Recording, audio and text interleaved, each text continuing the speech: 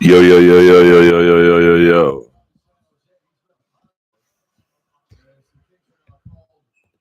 Watching the Los Angeles Kings right now.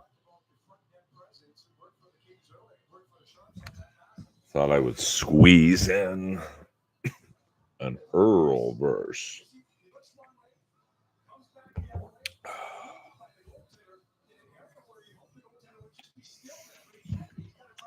Hope you guys are well.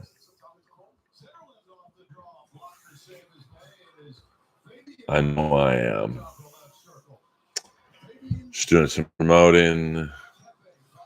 Always be promoting. Always be promoting.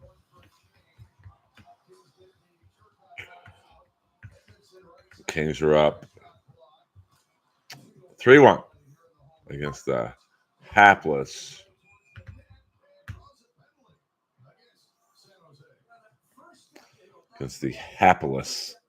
San Jose Sharks.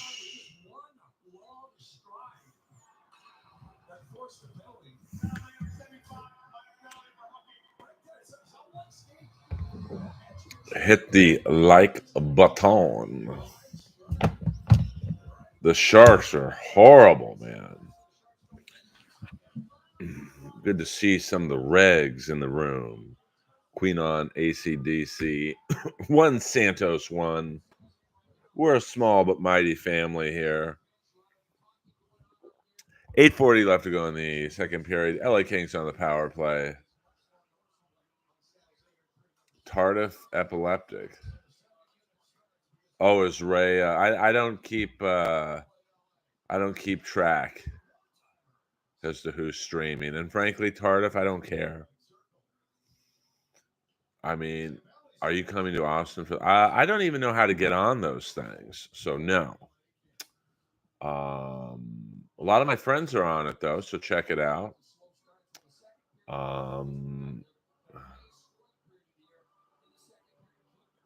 He's not in LA.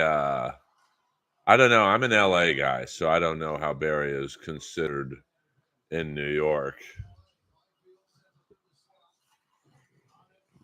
David Letterman. And that's in the Larry Bud Melman era. Chris Elliott. When he would have some really cool guests like Tex Cobb.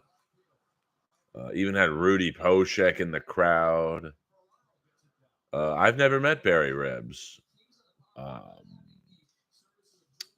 Letterman was about the only one I would watch. And I was too young to appreciate the genius or whatever of Johnny Carson at that age. Ryan Flynn. I don't see you too often in these streams. I never watched The Wonder Years, even though I did get into a fight with Jason Hervey, the older brother. Even the graphic designs between commercials were epic. That's prime Letterman. NBC Letterman, yes. I finally got that. Do you think Tex Cobb has CTE?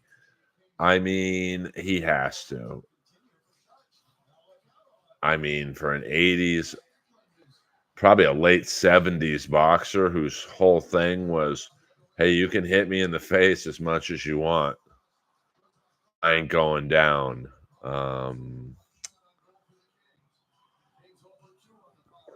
That was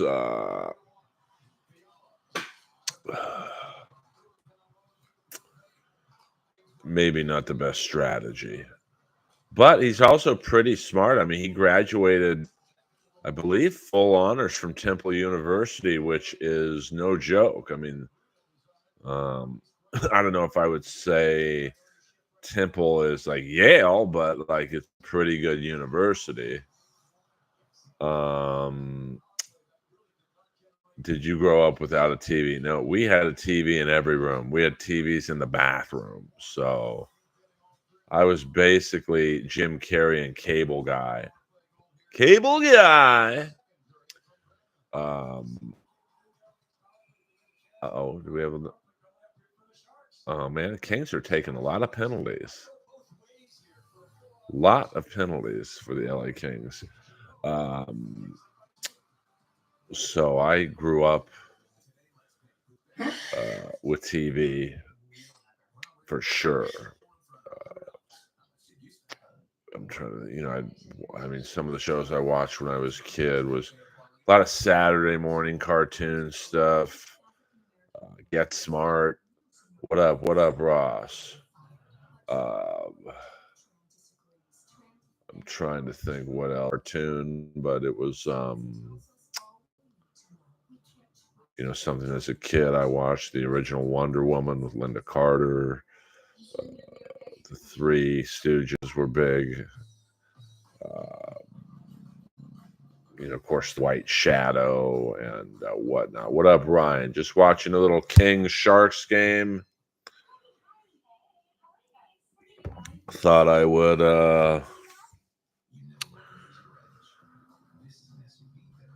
come in to the internet and see what's going on. Who's hot?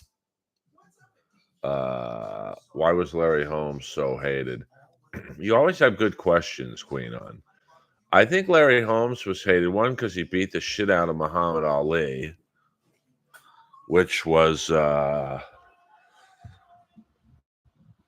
a fan of Muhammad Ali, I was a tough one to watch. But you could tell, like, Larry Holmes didn't want to do it. But Ali wouldn't necessarily go down. And and Larry Holmes was like, I gotta hit. If you're not gonna call this fight, I gotta still hit him. Very much like, and Ali was like slowing down. I mean, at least with Tex Cobb was like, hey, this is fucking fun for me. And there was also Holmes was in that weird era of heavyweight boxing where, if you look back now, I might not remember a lot of the names from his era, but if you look at the era before Larry Holmes, it's probably, he did it for the money, honey. It's probably the greatest era of heavyweight boxing ever. When you look at mid 70s, let's take a look. You got a prime George Foreman. You got a prime Joe Frazier. You've got a prime Muhammad Ali. And then some second tier guys in any other era would have been champions. A prime Jimmy Young, prime Ernie Shavers, Jerry Quarry in his prime. Pretty good Jerry Quarry might be the best white heavyweight ever. Trying to think who else. A prime Ron Lyle, who was in prison for 7 fucking years for murder. And then, those guys got a little older. So, Holmes comes up. And he just didn't really have a lot of guys to fight. I mean, when you look at the guys, that Larry Holmes was,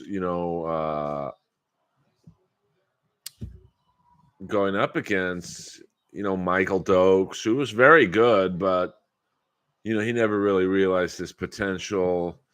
Mike Weaver, who was, not horrible, but, he kind of never really put it together. Tim Witherspoon, John Tate.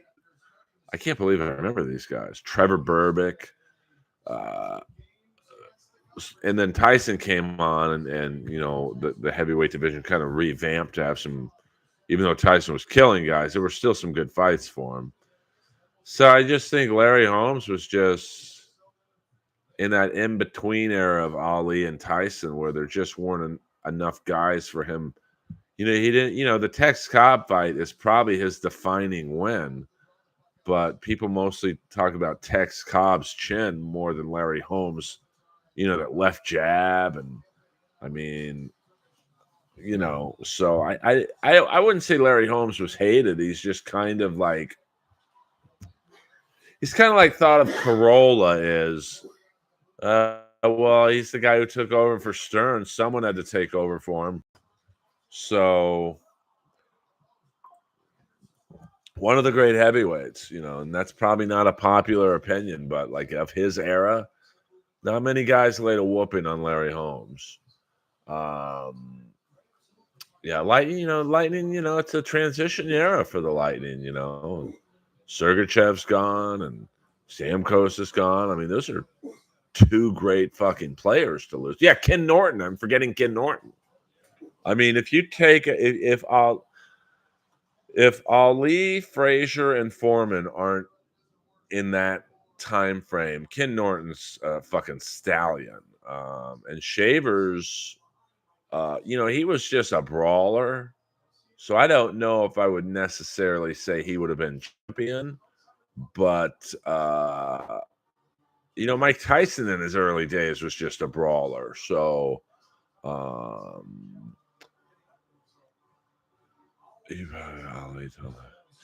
mean, you know, yeah, but Ali shouldn't have been fighting. I mean, I don't. Okay, DJ, thank you. I mean, I really didn't know Ray was on. I don't keep up. Like, I know pretty much MLC goes on around 1 p.m. in the daytime.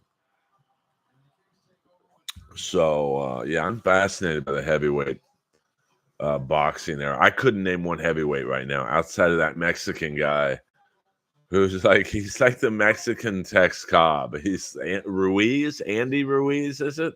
That guy can take a fucking beating. So it's funny enough. I did a.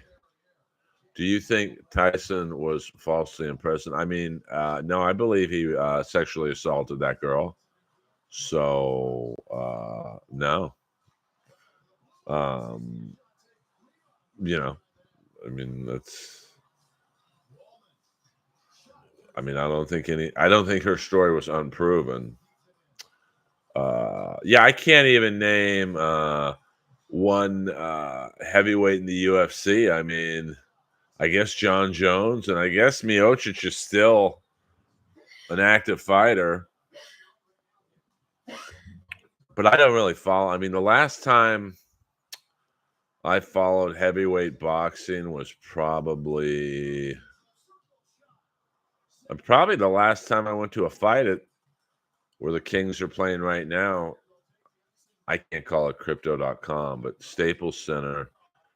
Who was it? There was one of the Klitschko brothers against Lennox Lewis. And this shows you how fucked up these guys are. You know, someone asked me, I think Queenon asked me if Tex Cobb is CTE. This might answer that question. So I'm sitting there, and I guess I was in the celebrity section. I don't know how I ended up there, but I was there. And I'm Nikki Sixx is like 2 rows in front of me, and all these other people. And Leon Spinks sits next to me. And the scary thing was, I think he was by himself. And he looks at me and goes, "Hey, brother, what arena are we in?" I mean, this guy didn't know what fucking arena he was in. So I was a dick at that time, so I told him to form. Hello. Oh, I was a Razor Ruddock man. You know, but that guy, you know, that guy's problem was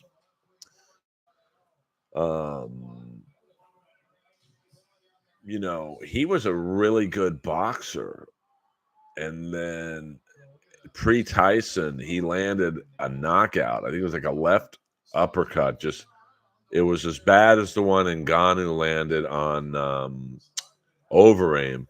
And ever since then, he tried to kill people. And he actually had really good boxing skill. I mean, the guy was fucking fearless. I mean, he stood there in those Tyson fights and like, listen, you're going to hit me.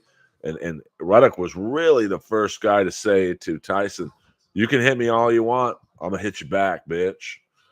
I mean, I guess you could say Buster Douglas. And I think Mike Weaver was one of the first guys to be like, Hey, I'm probably shitting my pants, but I'm gonna hit you back. I don't remember.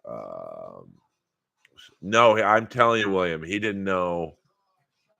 I'll never forget. He was sitting right there.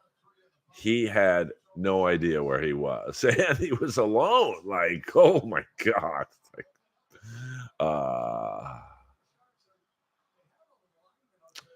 uh, working strictly for. Well, I do perform at the Laugh Factory and Improv. Um, I mean, the Comedy Store is like number one. It ain't even fucking close, to be honest with you.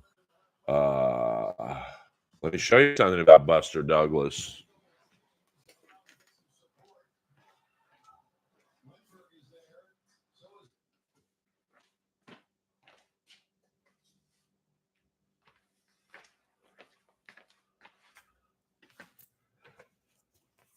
It's a little dusty, but James Buster Douglas. Now, we won't get into who gave this to me, but we'll an anonymous person from my past.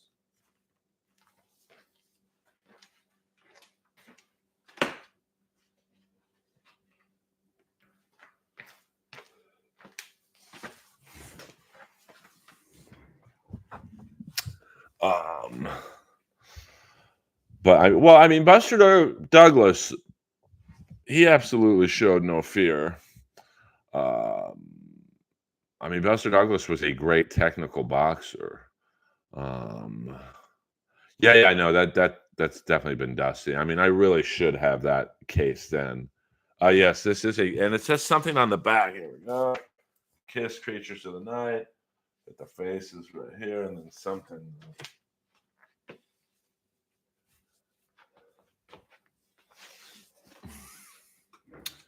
So, yeah, I mean, Riddick, Bo, Holyfield. I mean, there was but I'm only talking specifically about Larry Holmes. He was just in that dead era.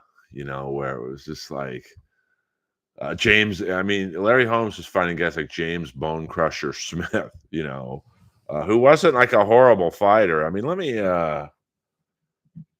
see Larry Holmes' fight card. I'm kind of drawing a blank, to be honest with you, in terms of.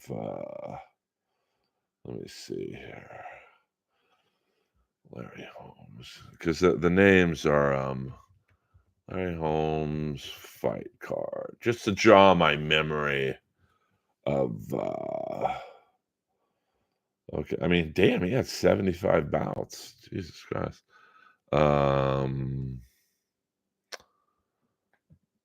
I mean. Okay. So he fought. Here's some of the guys Larry Holmes fought. Yeah, Frank Bruno, great body. I mean, Mike Weaver, James Bone Crusher Smith, Oliver McCall. I'm just trying to get some names from my past.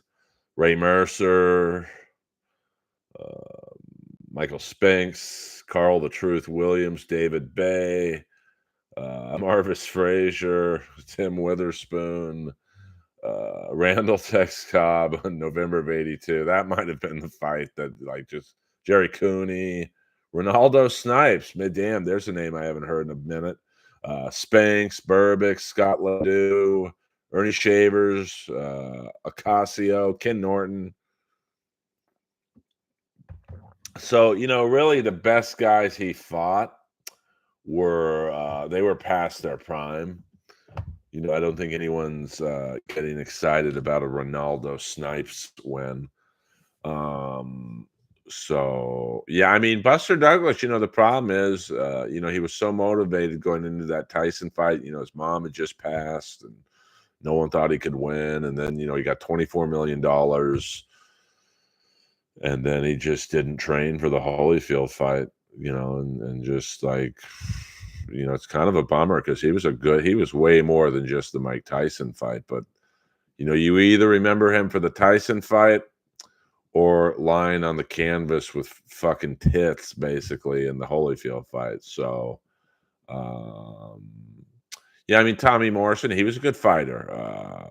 I mean, there were some good fighters in the Holmes era. I mean, Ray Mercer was not bad, but there just weren't stars. I mean, Larry didn't have any stars to fight. I mean, where she. That's why the '70s boxing is so fucking great. What up, Animal Mother?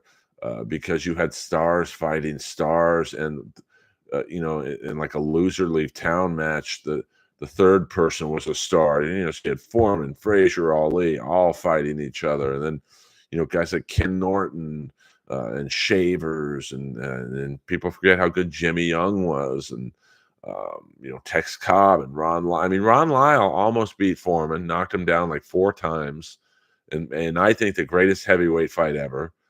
Go Google or YouTube Ron Lyle, George Foreman. You won't be fucking disappointed. It's like a video game. I mean, George Foreman getting in Ron Lyle's face for the face-off, and you could tell Ron Lyle was like, "Bro, I've fucked guys in prison. I'm good. You don't scare me at all." I don't imagine anyone fucking Ron Lyle in prison. Like, yeeks.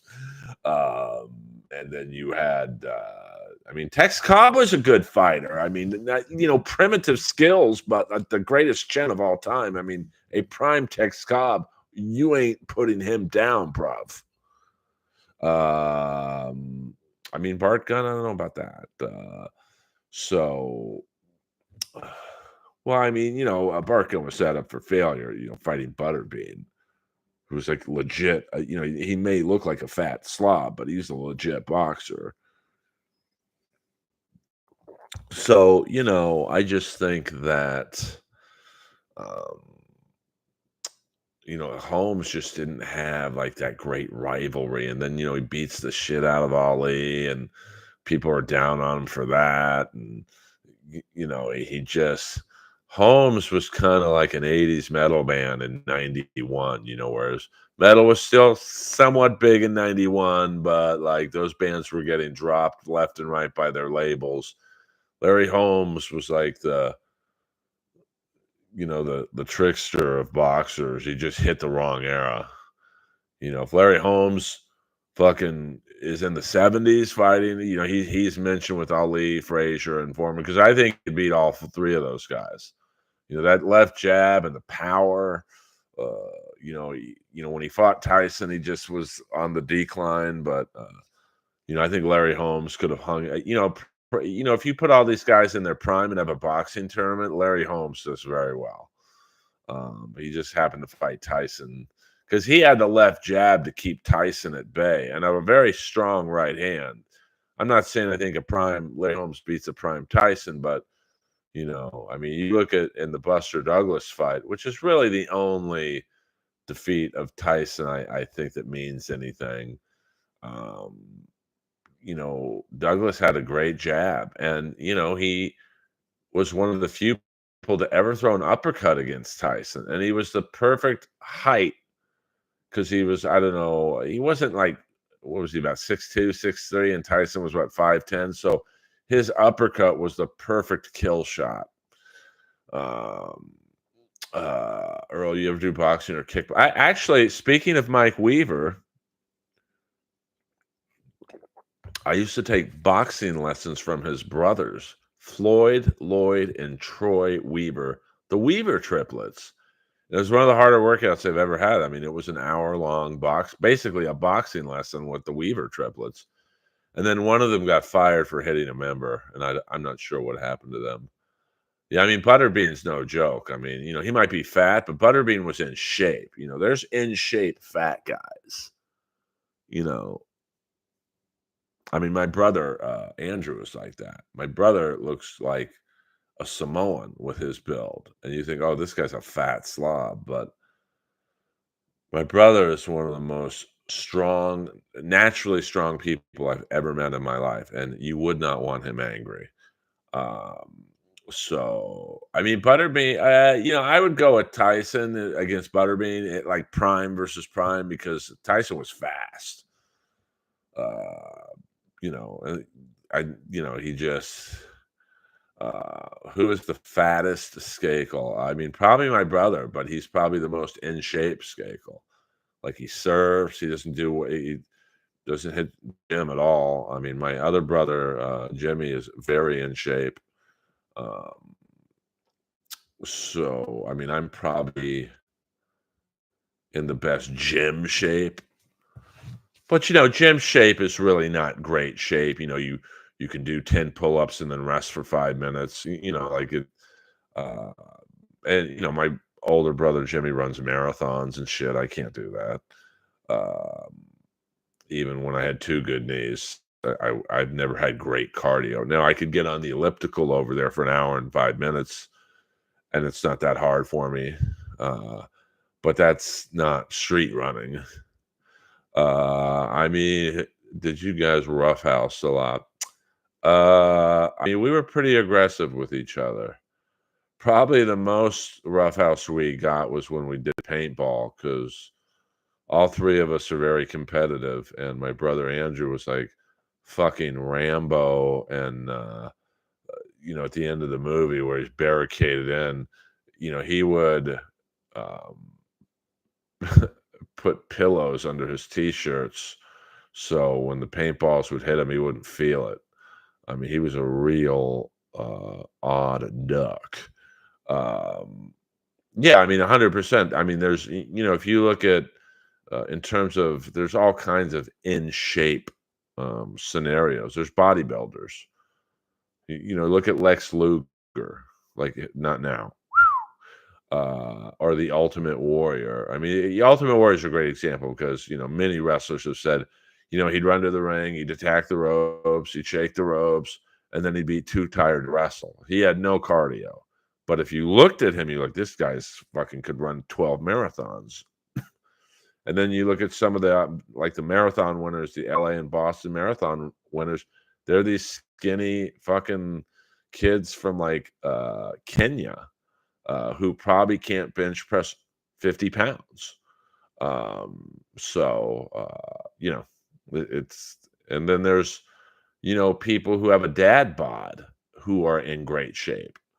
Uh, what I mean, yeah, I mean, look at some wrestlers who, uh, like look at Dustin Rhodes.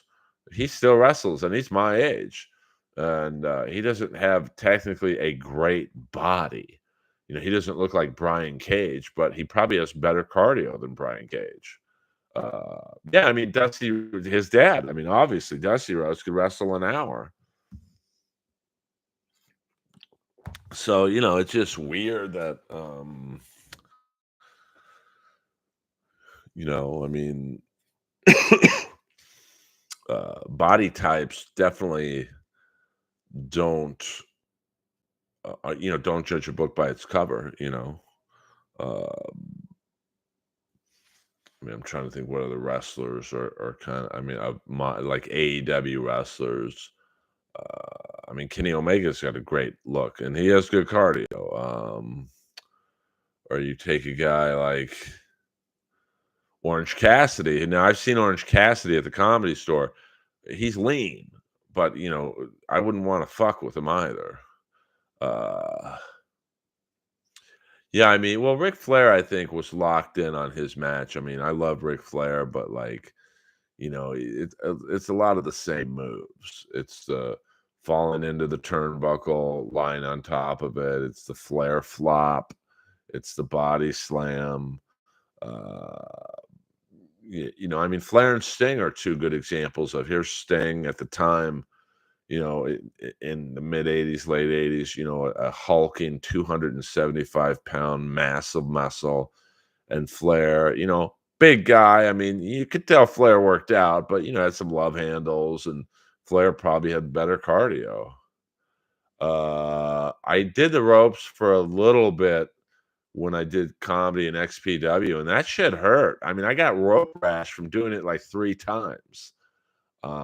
So a lot of respect for those guys and girls who, I mean, even the simplest move in wrestling will cause some kind of irritation on your body. Um, that mat, it's like a trampoline with virtually no give to it. So, Yeah, Keith Lee. Someone mentioned Keith Lee. He's a guy who, if you saw eating, he's got like a Frank Thomas style body, uh, and probably strong as a fucking ox, but probably not great at endurance activities. Um, yeah, I mean, Giant Gonzalez. I could see why he was there. I mean, 7'4", what was he, 350 pounds, and he looked like he was 200 pounds because he was so big. Uh, you know, he, I think he had severe knee problems. I mean, think of the problems Andre the Giant had. I mean, 'cause Andre the Giant was legit 550 pounds, man. But Giant Gonzalez, what was he, 7'7"? And just the stress of him walking was just the pressure on your ligaments is, my God. But he was fucking strong. I mean, in that one match where Sid, what up, Mud Sharks? Uh, is there a Giant Gonzalez wrestling doll? I might have to get one of those. But the one match where Sid power bombed Brian Pillman twice. In case you don't know who Sid is, fuck yeah. Um, and I think he knocked him out cold the first time, and then power bombed him again the second time. And Giant Gonzalez comes in to basically stop the match. I mean, it got real, and he picked up Brian Pillman like he was a pencil. So Giant Gonzalez didn't work out. He was just 7'7", 400 pounds. And Great Khali was much more heavier, or like thicker than Giant Gonzalez. Just can you imagine the back and knee problems we have?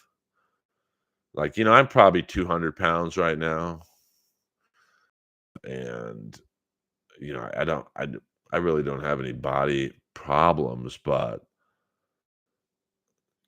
I can't imagine being almost 3 times my weight and a foot taller. Just the stress on your joints and ligaments. Fuck, man. Yeah, yeah, she'll like it. Frank Thomas, what a fucking creep. Him and Doug Flutie hanging out on golf ranges trying to get some pussy. I saw Frank Thomas at Mel's Diner once eating like a savage, man. He was just feed me, Frank Thomas, me eat food. Uh, dude, and Andre the Giant had to, obviously Japan likes the freak show fights. Andre the Giant, when he flew to Japan, had to fucking take a dump at some point on the flight, and literally had to shit in a bucket and coach. And he wasn't wiping. That's nasty. Oh my God, that plane must have smelled so bad. Uh, I mean, I can barely fit into an airport or an airplane bathroom. I mean, you got to kind of fucking tilt your head, and God forbid there's turbulence. You're pissing all over the place. Can you imagine what? Like, even like Austin Gunn, who's like a lot bigger than I am. Austin's probably about 6'4", 250, jacked. Can you imagine him trying to take a piss? If I have trouble. Hello. You love my hog, animal mother. Hit the like button, pretty please. I mean, they say Andre the Giant would routinely drink like 50 to 60 beers in a setting. And oh my God, the dumps he must have taken on a plane to Japan. Because like, probably, I'll guess, if he's flying from Japan to LA, how do you do that? You fly basically over Hawaii. You got to figure 5 hours into that flight, they hit Hawaii, and he's got to take a dump. So he just goes in the back, pulls his pants down, and just blasts into a bucket. And then, that's still not a 6-7 hour flight from that point. And it's not like they can open the door and just throw the doo-doo into the ocean. That doo-doo stays on the plane, brother. Yeah. It's a slobber knocker. Oh my god, I mean, who took larger jump? Oh, boy, I mean, that's a tough one. I mean, what was Yoko, about 700 pounds? Or how about Emmanuel Yarborough, the guy who fought in the, I think, UFC 3 and he lost to Keith Hackney? He was 800 pounds. Can you imagine how big Manny Yarborough's dick was? Uh, I can't imagine. I mean, can you imagine if Andre the Giant had hemorrhoids? Oh my god. How'd you like to be that doctor? Earl would be creepy if I dressed as Pat Patterson for Halloween. I mean, no, I mean the guy's a WWE Hall of Fame. Who cares for these fucking kids, allegedly? Oh wait, I don't want to get my channel. I don't want to lose a stream with 20 people in it. I take that back. Someone clip that out. Stalin, Doom. I know Doom. You're lurking. You're a lurker.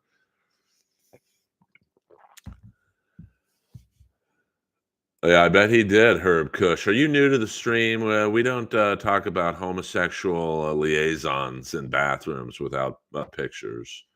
Uh, so, Iron Sheik, I did not get a gay vibe from him. I think it's bullshit that Sammy Guevara lost to MVP. No, dude, that was a great match last night. Here's what I think they're doing. There's no way you could have Shelton Benjamin lose to Sammy Guevara. Shelton Benjamin's good, so I think what they're going to do is this Wednesday, so a week, basically less than a week from tonight, you've got Shelton Benjamin against Swerve Strickland. I'm going to guess Shelton Benjamin's going to win when Bobby Lashley interferes. Now, I personally wouldn't do it that way. I mean, we all know Bobby Lashley is signed in AEW. But I don't think their next pay-per-view is till like Thanksgiving. So I don't know if I would hold off on till Thanksgiving to debut Bobby Lashley, but yeah, I like Shelton Benjamin. He can go. Like he's got championship ability. So, there's a couple ways they could do it. They could debut Lashley, this Wednesday. But then what do you do with Benjamin? The Hurt Business would be complete. Or was there one other guy in the Hurt Business? I never watched WWE in the last 20 years, so I don't know who was in the Hurt Business. Oh, 100% Ryan. He would be out of a job. I mean, no, you think WWE and probably AEW, to be honest with you think they give a shit about your health problems? You think AEW is not looking at Kenny Omega and go, okay, great, we're really sad you built the company, but you've got diverticulitis. Get better. Or, oh, well, Osprey's here. We don't really need you anymore. Kamala. Maybe I'll dress as Kamala for the live stream on election night.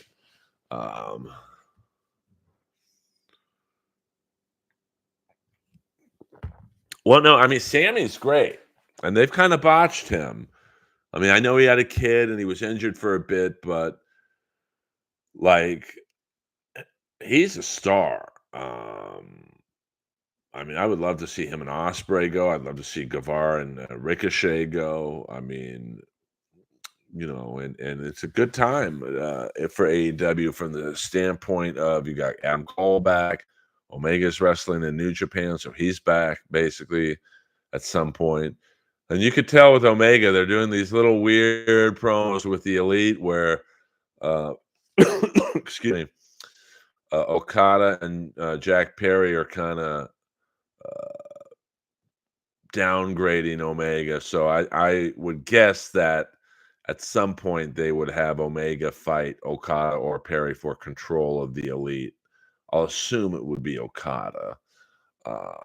So, well, I don't think. I don't see because if you have Shelton Benjamin lose to Guevara, what do you do with him next? Like now you give him a little heat, because there's a lot of AEW fans who don't watch WWE, so they kind of don't know who Shelton Benjamin is. So you got to build him up a little bit.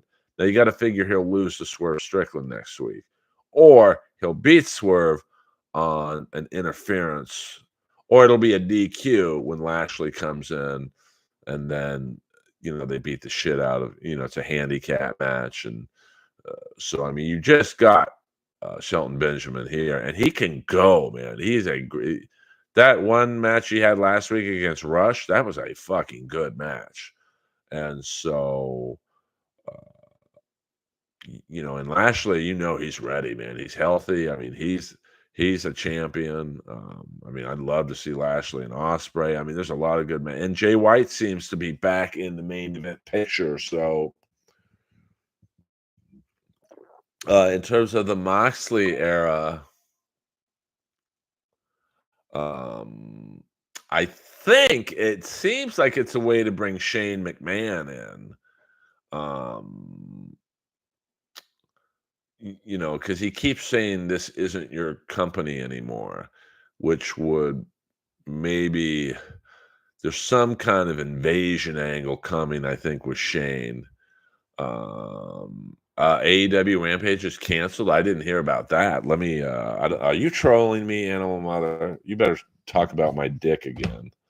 Let me see. Let me go. AEW Rampage. I mean, it's not very good, to be honest with you. I don't see anything. I mean, let's see who was on. Well, I mean, you got to have a B show for guys like the Blade to wrestle. Let's see who was on Ring of Honor. It was before Rampage. You had Dark Order defeat the Iron Savages and Jack Jameson. Satnam Singh defeated Colt Cabana. All right, this was well, spoiler alert. So I'll give you guys 2 minutes to leave. I don't want to spoil AEW Rampage. That is the one problem with the internet is like, if you actually care about who won or lost on Rampage, don't go on the internet because they tape it after Dynamite. So here we go. 5, 4, 3, 2, 1. So if you watch AEW Rampage with no spoilers, I'm about to give the results of AEW Rampage. Undisputed Kingdom defeated Gates of Agony and Shane Taylor Promotions in a 3-way tag match. This match was a setup on last week's edition of Rampage. Anna Jay defeated Lila Gray. The Beast Mortis defeated Beef. Beef's pretty good. Ricochet defeated Nick Wayne. Konosuke Takeshita came out for the stare down. Next for AEW is this Saturday's Collision. Matches for next Wednesday include Shelton Benjamin and Swerve Strickland, Camille versus Chris Statlander, Young Bucks versus Private Party. So, and MJF to face Adam Cole or Roderick Strong at AEW Full Gear. We've got Jamie Hayter versus Penelope Ford set for November 6th, AEW Dynamite. So, I mean, I don't love Rampage, but, when you have a big roster like they do, you've got to have these guys wrestle. Like, Beef is a good wrestler, but he's probably not going to get on Dynamite. Maybe Collision. And my favorite new tag team in AEW, without hesitation, is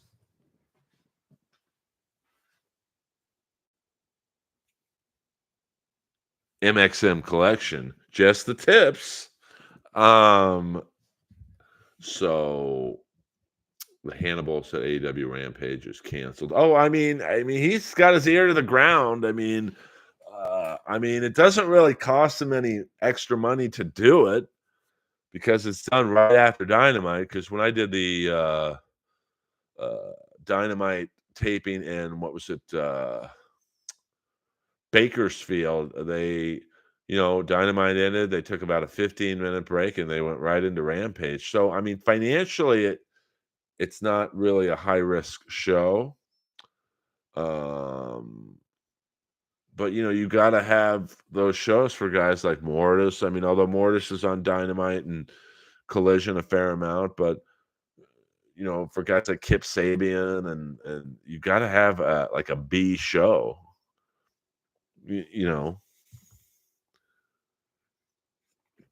I did not like the Chicago accent on Daddy Magic. I want him going, do you know what makes my nipples hard?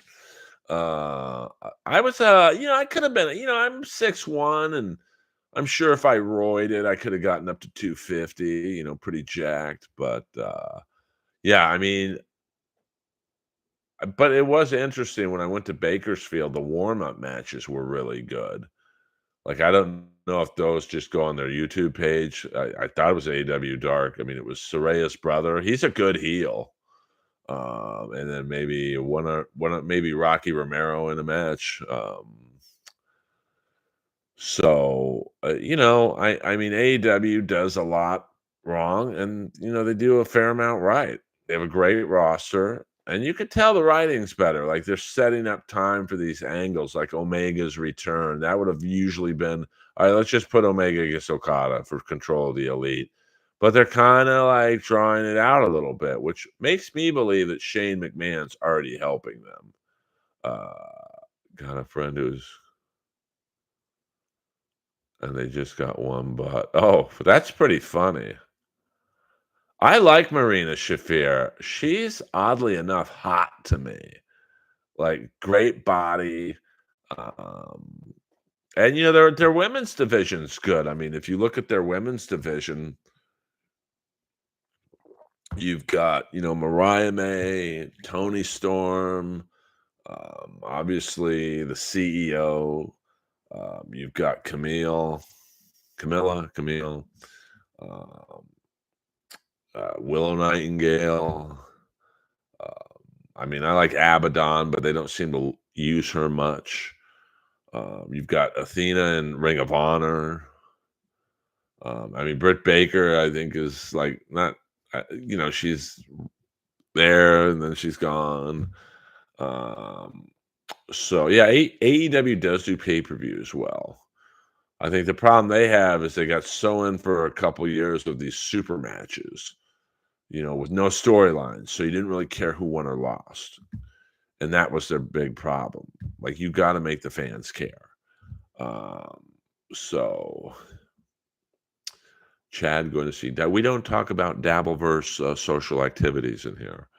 Do you think fraternal or identical twins ever bang inside the womb? Jesus, I don't know about that. I think she dates Adam Cole, or sucks. Why is Tessa Blanchard blacklisted? Yeah, I mean, you got Saraya, my friend Harley Cameron, who is very green, but she's really good. I'm trying to. They've got some fantastic other women. Obviously Thunder Rosa. I mean, I'm sensing a heel turn between uh, the CEO and Camille. She got okay. See, I don't really keep up with who the wrestlers are fucking. Did you ever see the Soraya DP scene? I did not. Well, I did see Britt Baker at the Grove once, and I gave her a fist bump. So maybe the wheels have been greased. Thank you very much.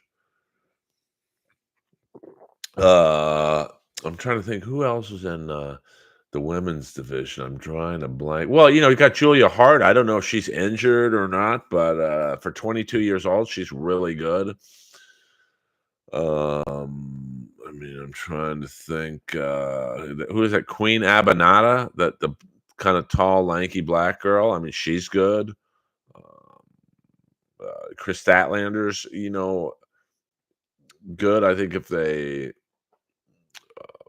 gave her a right program, I mean, she's not the most attractive girl. She's kind of manly looking, but like, it'll be interesting to see her go up against Camille.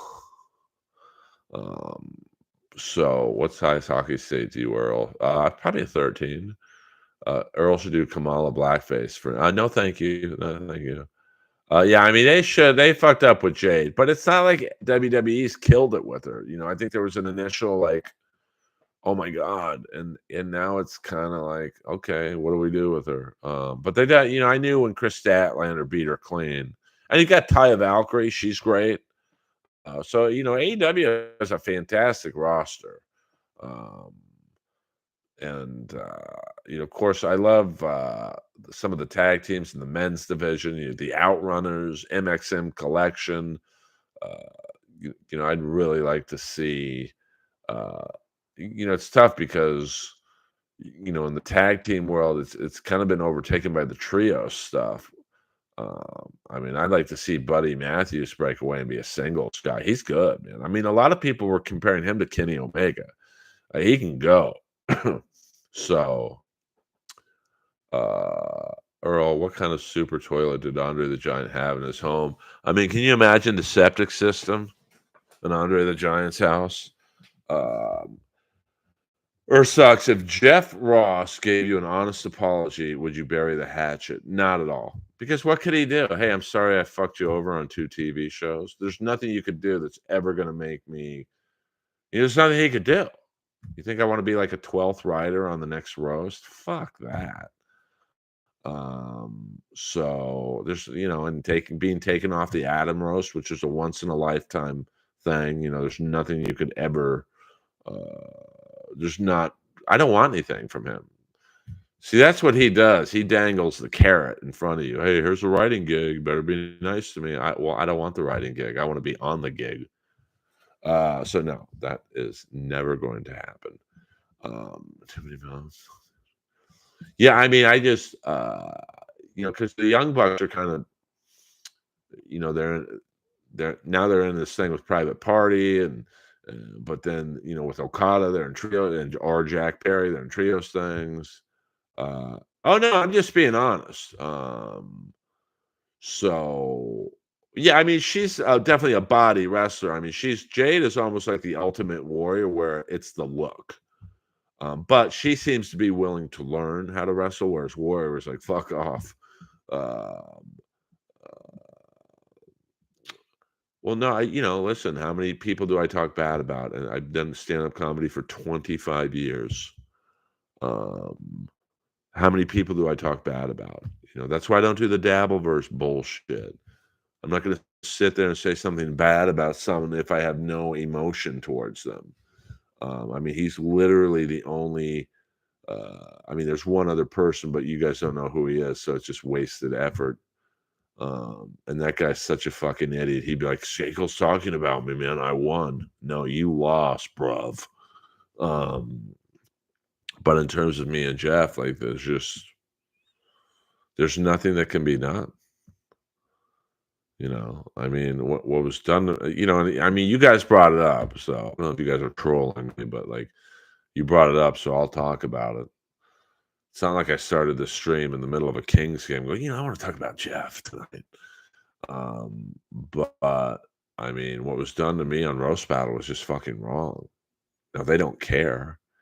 You think Jeff cares about burning a bridge with a comic his age? Fuck no.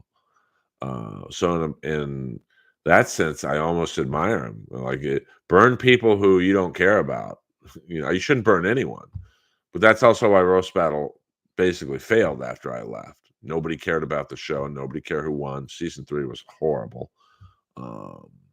And I mean, Roast Battle's like wrestling. The first battle for season 3, I'll take myself out of it. So you guys think it's just not me, fuck me. The first battle that should have been booked for season 3 was the season 1 winner, Mike Lawrence, against the season 2 winner, Frank Castillo. That's fucking pro wrestling right there. Who's better, 1 or 2? So, oh no, I'm just fucking around. Well, from what I understand, Jeff said, I don't know what he said, so I can't say what he said, but it was relayed to me that he was concerned that I was going to joke about certain topics on the roast, which I absolutely would have. I mean, I'm a roast comic. Jeff is a roast comic. You know the deal.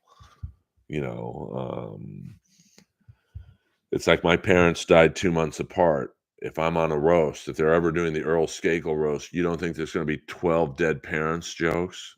And there should be. And I would not have ruined the mood of the roast. Would I have had a few baby jab jokes about that subject? And I think we all know what I'm talking about. 100% I would have. But everyone else, Eleanor went 100 times harder at him on the roast than I would have. So it's just kind of, it's Hollywood. Welcome to Hollywood, I always say. When one of my friends get fucked over, I'm like, "Welcome to Hollywood, kid." And in my case with him, he just picked the wrong guy to burn because I'll talk about it. Like, how many people have been burned by Roast Battle and other shows that Jeff was in charge of? A lot, but they don't want to say anything because they want that next shit low level writing gig. I want to be, the 17th writer for Jeff on the Tom Brady roast. Fuck that. But some people are thirsty. I'm successful enough with cartoon work and comedy work and whatnot where I don't need to kiss ass. So I hope that answers your question. Has it ever snowed in Beverly Hills? Probably on a Saturday night. Boing. That's funny, Aaron. I like that.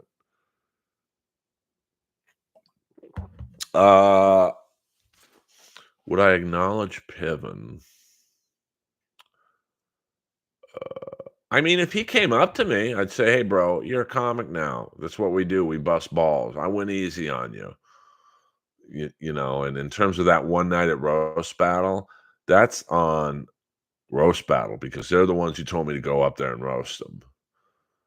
You know, when you look at that clip I put up of me roasting Piven, I was told he was in on the gimmick. So I thought I'd go up there, I'd interrupt the battle. Me and Piven would roast battle, impromptu. I mean, he's a good actor, so I thought, okay, he'll do some shtick, I'll do some shtick. And from the minute I got up there and was busting his balls, I instantly knew, oh fuck, he's not in on I was once again lied to. And then he was so angry he wanted to fight me. And the funny thing is Jeff calls me about an hour later, so it's probably 2 a.m. that Tuesday night. Like, what was that, man? You kind of bullied him. I'm like, well, fuck, that's what all roast battle is bullying. Now all of a sudden Piven goes up there in our world and we're supposed to take it easy on him. Well, then don't send me up there. Send one of the, I don't know, send some of your writing cronies up there who just want to hang out with Piven after. You go up, that was the thing that really attracted me to Roast Battle in the early days of the show. If you went up those stairwells to the belly room, you knew what the deal was. Even Chappelle knew what the deal was. He'd go up there and we'd shit all over him. And he loved it. And he'd shit all over us. But he got it. There was never any ego involved. You could tell Piven was like, why is this guy I don't know talking to me like this? Because I was told to about 10 minutes earlier. So I don't have a beef with him, to be honest with you. I just, I mean, he's a comic. That's what we do. We bust balls. So what's the longest your hair is? I've had hair down my pubic hair. I've had hair down to the middle of my back. Favorite cereal? I don't really eat cereal, but Lucky Charms. I don't know how Leslie's doing. Have you guys broken bread yet? I tried to make it right with her but I shouldn't even say make it right with her because I didn't do anything wrong. Speaking of roast battle, she went up there. She wasn't even judging the night she was there. And with each battle, she was getting louder and louder because the attention wasn't on her. And I get it. We're all comics. We like the attention. So when you're in a packed room that's happening and no one's really acknowledging you, she was acting out. And then she came for me. She started it. I finished it. And then she got upset because her SNL castmates were behind her. And it's like, dude, this is roast battle. This is what this is why it's great. Chappelle was up here last week. I'm talking about him looking like a burnt Q-tip. And then he's talking about my fucking head. And like, he got it. So now I don't know what the show's like now. I don't really follow it. I don't follow it at all, to be honest with you. What up? Good evening, SCBID. But I mean, like Chappelle got it. Like he knew I'm the most famous comic in here. I literally make more money than everyone in this room put together, but for the next 10 minutes, I'm one of them. And, Leslie just I don't know what she knew about the show because I think that's the first, maybe the second time she's ever went up there. That was definitely the last time she went up there. And, I think she thought she would just fire back. She would fire at me, and I wouldn't fire back. But everyone knew. I mean, like, Roast Battle was Moses' show, but the belly room was my room. I mean, I was unstoppable in that room because the crowd loved me. Even when I bombed, I had that Carson ability to Carson Daly. Hello. I had that ability to save, anytime I bombed, which I bombed probably once a show easily. So I was a beloved, I was like, if you watch the Dean Martin roast, I was kind of like Dean Martin, where it's like, this is my gig, basically. I'm untouchable up here. Um, did you ever, I tried the last time I spoke to Leslie was at the Comedy Store 50th party, which I think was 2022 of April. And I said, Leslie, let's fucking be cool. And she like went like that. I'm like, okay, fuck you. If you got, listen, you guys in the stream, you guys who are comics lurking, watching, you might not like my stand up. You might not think I'm funny. But the one thing I am is well liked. Jeff is, and even Jeff can't really say anything bad about me. He can't, because he knows deep down what he did was wrong. Him and his manager, Amy, he knows. And even the other guy I don't like, with what I have on him, he never says anything bad about old daddy. So, well, I just think that, but I did hear once in the kitchen a couple months ago, maybe a year ago, I might be off on the timeline. I'm guessing that she kind of told Jeff to fuck off in the kitchen. I don't know if it was during roast battle night, but so I was like, oh, maybe we could bond over that. But that's his shtick now. Danish, I believe, moved back home. Why is it that Dane Cook isn't popular anymore? I mean,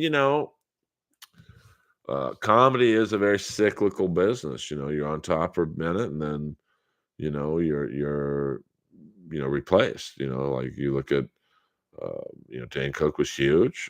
You got to give him that respect. And then D'Elia came up, and then D'Elia was huge, and he even the allegations hit or whatever. And then Matt Rife comes in, and they're even already looking for Matt's replacement. He hasn't even been on top of the food chain for a year or so, and they're already looking for the next Matt Rife. So, yes, Comedy Store is absolutely haunted.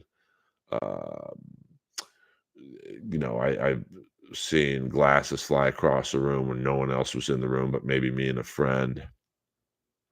I've heard footsteps in the back hallway of the main room, green room. If you ever see me, next time I do a live video, to get to the green room, you have to walk this very long hallway, and I've heard footsteps in a completely empty room. So I don't necessarily believe in ghosts, but I do there. The only other place I've really believed in ghosts is at the Queen Mary, not the gay bar in the valley, but hello. But the boiler room at the boat, Queen Mary, because there used to be a comedy show that they say a bunch of people drowned in there. So one time I walked in there and you felt it, like instantly. You felt like a real heaviness. Dane Cook just got repetitive. It was just, if you look at Jim Carrey, he started out as almost not a prop comic, but a silly impression comic, and he morphed into like that one Dirty Harry movie where he kind of played the drug addict, and then Sandler's the same thing. He morphs it. You change. They never changed. He was the same person in every movie. Yeah, Gabriel's awesome, and obviously his acting roles are limited because of his size. There's not many roles for a 400-pound Mexican guy. Some people say it's because he went for a girl who was 26 young. Listen, I think the only problem I have with that, I listen, I've said this before, um, if the girl's over 18, I don't have a problem with it. Now, someone who, when I was 46, dated a 19-year-old for a year, uh, that was kind of a weird one because she was so fucking damaged that she was like dating a 50-year-old. But I think the problem people have with Dane doing that is he met the girl when she was like 16 or 17, and people are like, there's no way you waited a year, bro." Whether he did or not, I have no idea.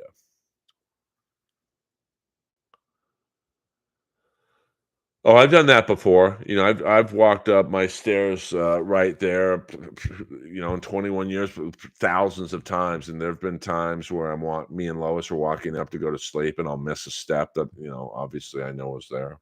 Um, I think Dane was like, I'm an 80s metalhead, so, Dane was like a lot of the 80s metal bands where there's just the same album year after year after year. And then, a younger version of the band came out, and so people start listening to that. And I mean, Dane had a great run, man. And he did it.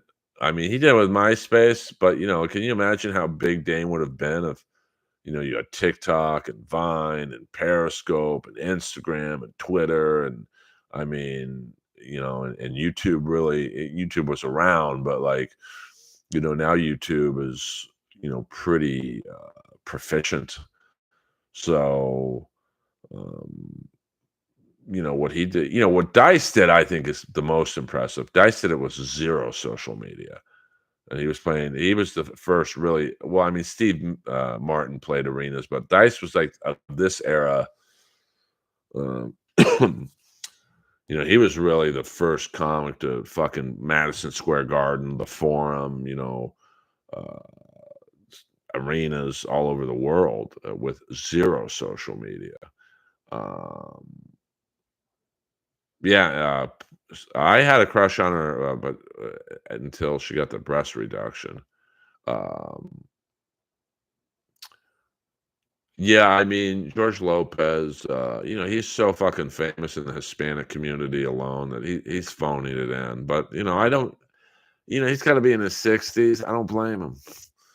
Um, Dice was banned from MTV. He's banned from Saturday Night Live. Didn't Dane get caught stealing jokes? I believe that's out there that he might have borrowed some jokes. But that's the thing is like in a situation like that,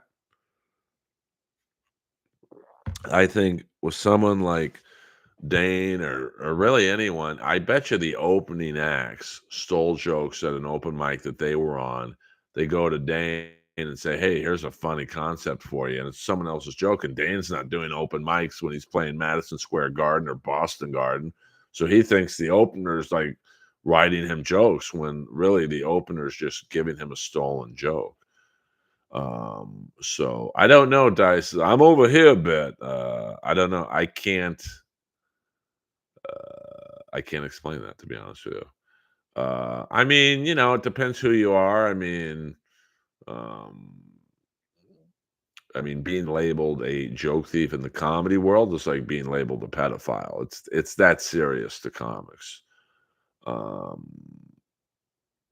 so I don't know. I mean, I'm sure there are some fist fights over it, and I mean, it's kind of hard. It depends on your fame level. If you're a really famous comic and you do a stolen joke of, say, an open mic level comic, what are you going to do? Now, if you have any clash, you'll go to the open mic comic or the comic that, you don't really, uh, it's not a threat to you and go, hey, here's, here's $1,000. I'm going to keep doing this joke. Now, that probably rarely happens, but I don't really like clean comedy. I'm not against it, it's just not for me. Well, Robin Williams was just very aggressive for it. I mean, Robin Williams would literally go up to Steve Pearl, was a very funny. I mean, he's still alive, but like he would literally watch Steve, and then he'd go up to him at the end and then go, "Hey, I'm gonna use that joke." He wouldn't even ask. He's like, "I'm going to use that joke." So, and then Rogan kind of stepped up the enforcement of stolen jokes with the Mencia shit, And so we'll go two more, one more. Well, we'll go 2 more minutes, guys. Um, so yeah. I mean, what was I at the Viper Room one night, and George uh, Lopez brought up Ace Frehley. So George is a rocker, and even on his talk show with when he had Russell Peters on, Paul Stanley was a guest musician. Although the George Lopez band butchered Detroit Rock City. I mean, that's a pretty easy song to play if you are a musician of any note. So, yeah, no problem, Ryan. No problem. Did you buy a girl flowers? Does Earl get romantic poetry? I'm romantic with a girlfriend. Um, I think that most girlfriends, even the ones I don't talk to anymore, would be like, "Hey, you might hate Skakel, but how was he in terms of gifts?" I don't think too many would complain. Oh shit, I might have to turn that on. Do do do. So yeah, flowers are always great. I don't do poetry, but no, I like John Valby if you want. I don't know who Larry Pierce is, and I'm sure Larry Pierce doesn't know who I am. And thank you, William Zoom, for being the one moderator in the stream. We got 1 minute, guys. 1 minute. Um, so